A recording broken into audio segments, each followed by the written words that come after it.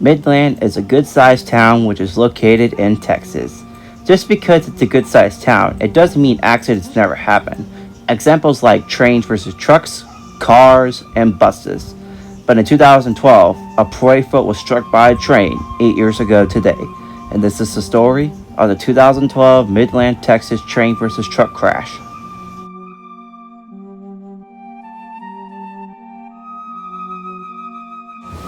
On November 15, 2012, a eastbound Union Pacific intermodal train was heading towards Shreveport, Louisiana from Los Angeles, California. The train consisted of 4 engines with Union Pacific AC-45CC-TE locomotive number 7877 in the lead, Union Pacific SC-78 8497, Norfolk Southern-940CW8934, and another Union Pacific AC-45CC-TE number 6753 with 84 intermodal cars loaded with containers. The train had 2 crew members and was traveling 62 miles an hour as it was passing Midland, Texas. Meanwhile, 2 flatbed trailers being used as parade floats were carrying 26 passengers each. 12 of them were the United States Armed Forces veterans were traveling southbound on Garfield Street in Midland, Texas. The combination vehicles were being used as Hunt for Heroes parade float for the Show of Support nonprofit organization honoring U.S. military men and women. Around 4:35 p.m., the 2 parade floats were beginning to cross the tracks. The crossing had bells, gates, and lights. As police cruisers were blocking the street, the first parade float crossed the train tracks, and as the second one was about to cross, the crossings activated, warning of an oncoming train. As the second float was still crossing the tracks, the gates began to come down and strike some flags on the right side of the truck. As the engineer saw the truck in view, he knew that the truck would not clear the tracks in time. He quickly blew the train's horn and slammed the train's brakes into emergency to avoid a crash. As the second parade float was still crossing the tracks and was about to clear it, it was too late.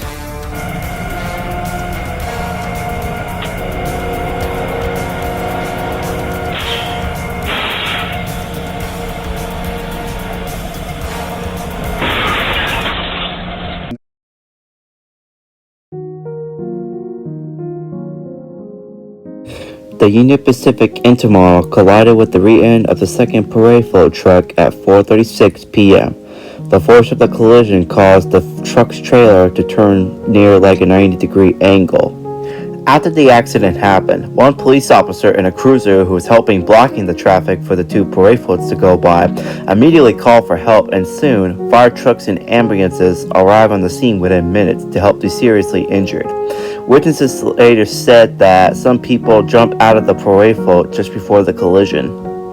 Of the 26 passengers on board the second parade float truck, the impact killed 2 veterans and 2 more later died in Midland Memorial Hospital.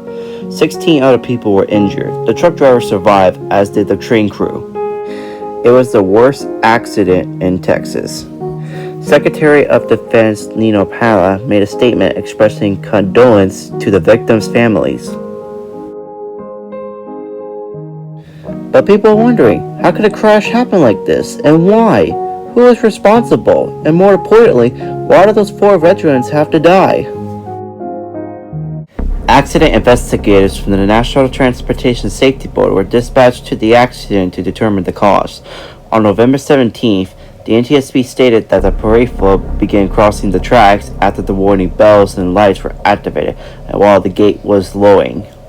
The flashing lights and bells began 20 seconds before the train entered the intersection, and 7 seconds later, the gate began to come down. It was 1 second after that. 12 seconds before impact, the parade float began crossing the tracks.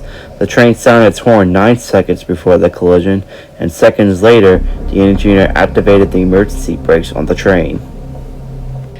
Based on these conclusions on the video evidence of a dash camera mounted in the police cruiser, a forward-mounted camera on the train, and the train's data recorder, the NTSB also did several tests of all the truck and 3 locomotives each. In November 2013, the NTSB issued its report, concluded that the probable cause of the crash was the failure of the city of Midland and the parade organizer, Shore Support Military Hunt Inc., Shore Support, to identify and mitigate the risk associated with routing a parade float through a highway railroad crossing. The NTSB also concluded that the city of Midland failed to follow and enforce its own injunction, allowing the Shore Support Parade to take place without a permit from 2009 to 2012, and failure to notify the railroad in advance of the parade. Following several months of the investigation, it was learned that Union Pacific was reimbursing with taxpayer dollars to install signal gates at the crossing, and Union Pacific agreed with the state of Texas when Union Pacific installed the signal gates at the crossing.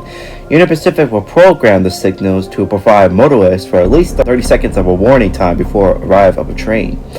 However, despite agreeing with the state of Texas that Union Pacific will program the signals to give motorists at least 30 seconds of a warning time, the Union Pacific programmed the crossings to only 25 seconds of a warning time. However, Union Pacific knew about the crossing just 10 months before the accident.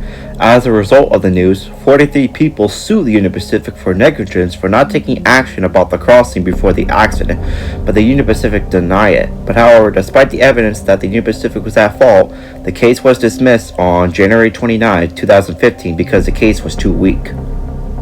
So the families created a post on Facebook saying Union Pacific does not support veterans and accusing the railroad company for promoting itself on all American colors on their company logo, and says that the company's actions led to the crossing accident and it was time to take care of the victims and their families. However, Union Pacific made a statement saying that the National Transportation Safety Board and all Texas courts said the railroad was not responsible for the accident, and about veterans, Union Pacific said that veterans are a critical part in our company. In the end, the truck's trailer in Union Pacific 7877 was repaired and put back into service, while the other locomotives were undamaged and returned to service. But in 2018, Norfolk Southern 8934 was rebuilt into an AC44C6M and renumbered to 4141. All locomotives continue to be in service as of today. 8 years have passed since this crash. Today, a memorial stand was at the crash site to remember the 4 U.S. Armed Force veterans who lost their lives. But sadly, more cars, trucks, and buses were getting hit by trains on this day. But hopefully, an accident like this would never happen again. Well guys, thank you guys so much for watching my remastered of Trainwrecks episode 14, and make sure you stay tuned for the next documentary that will be coming out in 2 weeks. But however, there's plans that I may get an Engines of Southern Pacific going out, so I hope you guys enjoy this, and I'll see you guys in the next video.